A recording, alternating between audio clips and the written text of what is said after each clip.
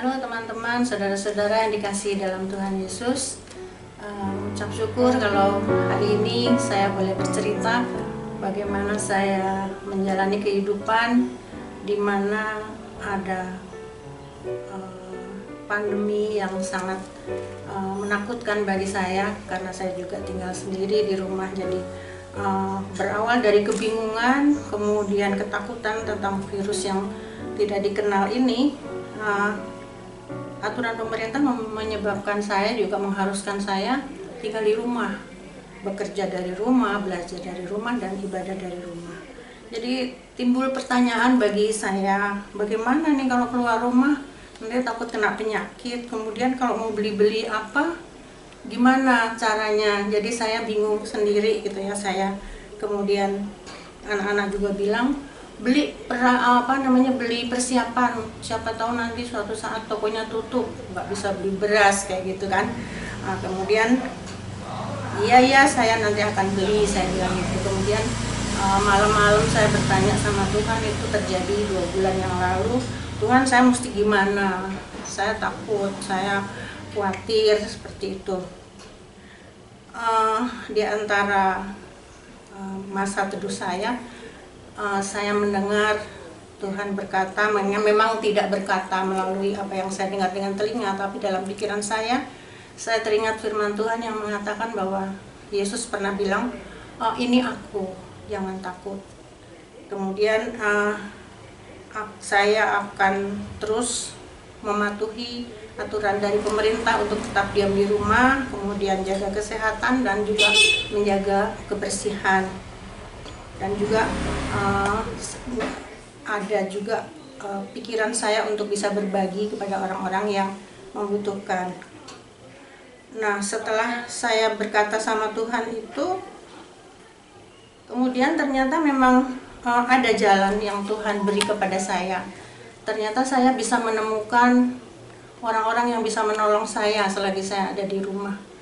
Ternyata ada Alfamidi yang bisa pesan antar. Ternyata ada tukang sembako yang di ujung sana itu. Saya juga bisa, Bu, pesan antar kayak gitu. Jadi Ibu nggak usah pergi-pergi keluar rumah. Terus kemudian dengan berjalannya waktu itu di RT 01 ini timbul ide yang bagus, yaitu mereka tuh pada bikin warung online. Jadi saya nggak usah masak.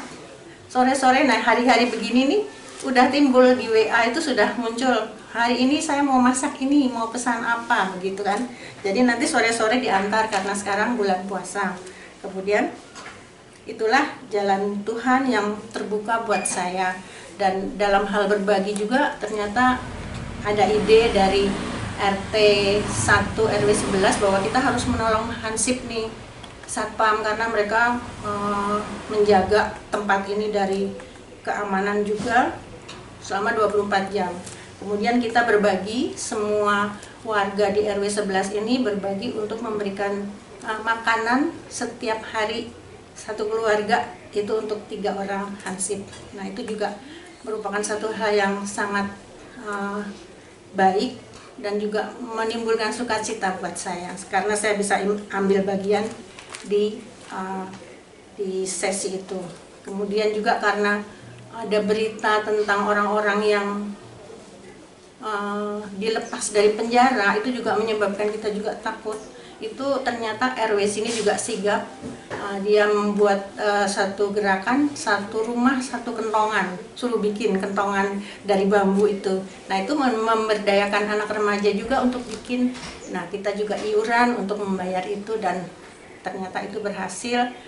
Kita semuanya jadi baik, satu sama lain dan saling mendukung. Nah, kemudian untuk kegiatan saya yang saya nggak pernah lakukan sebelumnya, itu juga satu hal yang baik buat saya.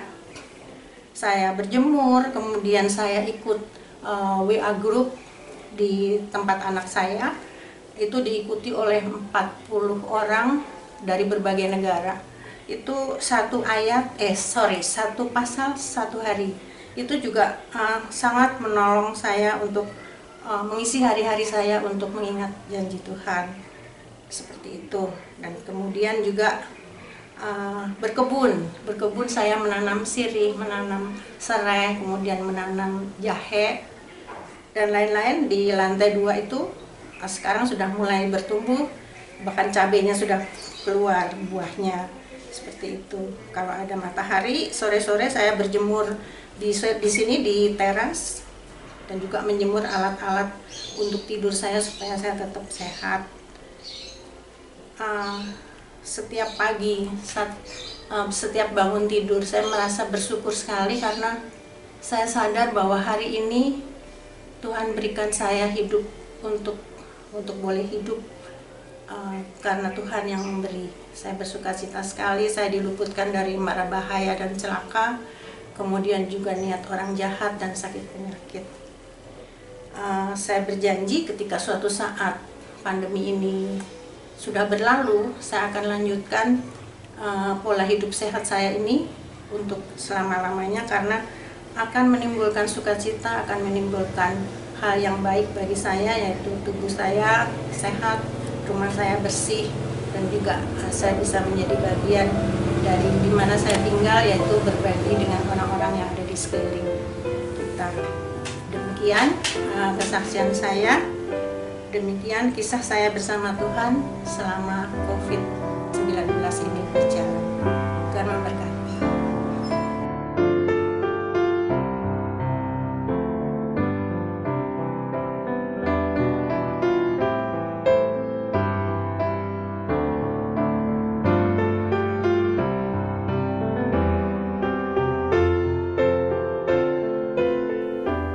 Shalom saudaraku yang dikasihi oleh Tuhan Yesus Kristus.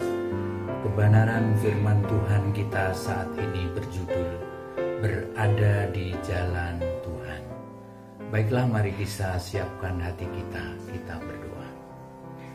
Bapa yang Maha Mulia, kami rindu mendengar kebenaran firman-Mu saat ini.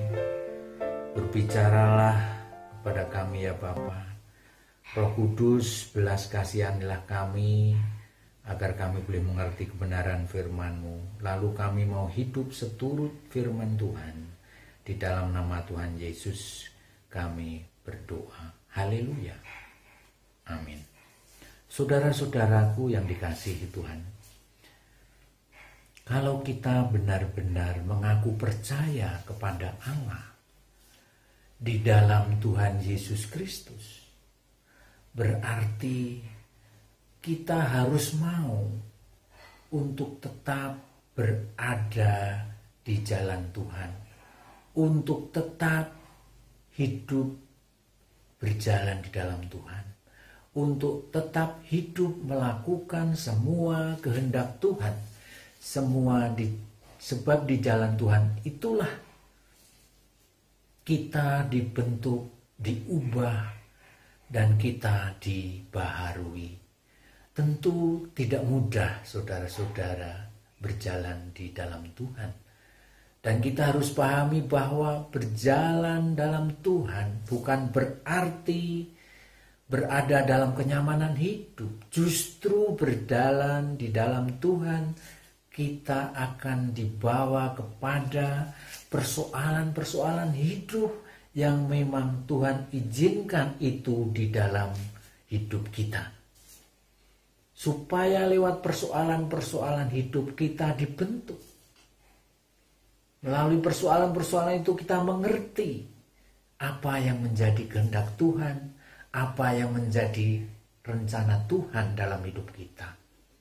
Saudara yang dikasihi Tuhan, kalau kita membaca kebenaran firman Tuhan, Yeremia 29 ayat yang ke-11 firman Tuhan berkata, sebab aku ini mengetahui rancangan-rancangan apa yang ada padaku mengenai kamu. Demikianlah firman Tuhan, yaitu rancangan damai sejahtera, rabu dan bukan rancangan kecelakaan, untuk memberikan padamu hari depan yang penuh harapan. Saudara, kalau kita jalan di dalam Tuhan, berarti kita tidak boleh lagi hidup dalam rencana kita sendiri. Tetapi kita harus menyerahkan segenap hidup kita di dalam Tuhan. Lalu kita harus mau berjalan di dalam Tuhan.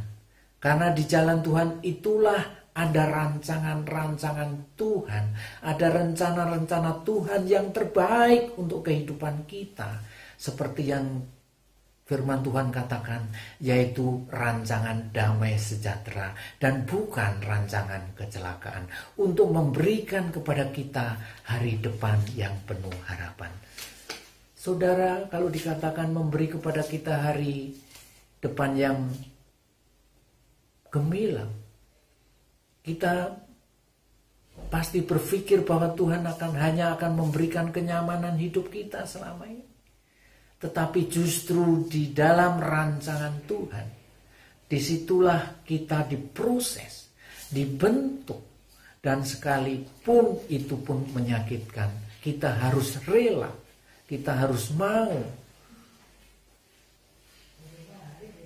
Karena di balik proses itu kita semakin dimurnikan, dan batinnya kita akan dibentuk menjadi pribadi yang Allah kehendaki.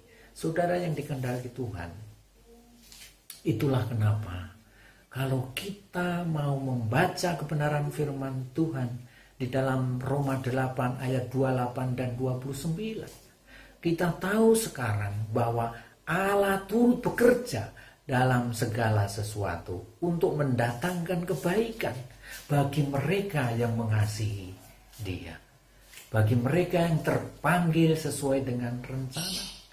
Saya mau katakan di sini bahwa ada kalimat Allah turut bekerja. Sebenarnya kalau kita mau memeriksa bahasa aslinya, tidak ada kata turut. Allah bekerja dalam segala sesuatu. Artinya di sini ada berbagai masalah, ada berbagai persoalan, ada berbagai tantangan yang bisa dipakai oleh Allah untuk membentuk kita, supaya kita semakin hari semakin mengerti apa yang Tuhan kehendaki dan apa yang berkenan kepada Allah dan yang sempurna. Dan ayat 29 kalau kita baca, sebab semua orang yang dipilihnya dari semula, mereka juga ditentukan dari semula untuk menjadi serupa dengan gambaran anaknya, supaya ia anaknya yang menjadi yang sulung di antara saudara. Perhatikan baik-baik saudara-saudara. Orang yang dipilih Allah ditentukan juga untuk menjadi serupa. Jadi kita ditentukan dari semula untuk menjadi serupa dengan Kristus. Oleh sebab itu di dalam kehidupan kita harus belajar hidup seperti Kristus. Walaupun di dalam perjalanan hidup kita begitu banyak persoalan kita, banyak persoalan-persoalan yang membuat kita menderita. Tetapi kita tahu jika itu memang Tuhan kehendaki untuk membentuk kita, kita harus mensyukuri hal itu. Bukan hanya kita saudara, tetapi Yesus Kristus sendiri belajar dari apa yang dideritanya. Kalau kita membaca Ibrani pasal yang ke-5, ayat yang ke-7 sampai dengan ke-9, dia sebagai di dalam hidupnya, dia juga menyampaikan permohonan dengan ratap tangis kepada Dia. Tetapi karena kesalehannya, ia tetap melakukan itu. Saudara-saudara, sesudah ia mencapai kesempurnaannya, ia menjadi pokok keselamatan dan menjadi pribadi setiap orang yang percaya kepadanya. Dan inilah hidup yang harus kita ikuti. Belajar dari apapun yang kita alami. Tetapi kita tahu lewat pembentukan semuanya itu membuat kita dimurnikan. Kiranya kebenaran firman Tuhan saat ini memberkati saudara-saudara semua. Haleluya.